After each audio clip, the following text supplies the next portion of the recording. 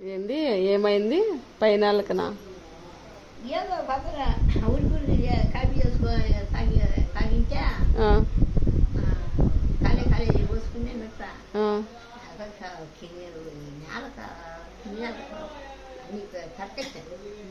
గొంతు నాలుక అన్ని కాల్పినాయి. అంతేం నీకు స్పీడ్ మెల్లిగా తాగొచ్చు కదా.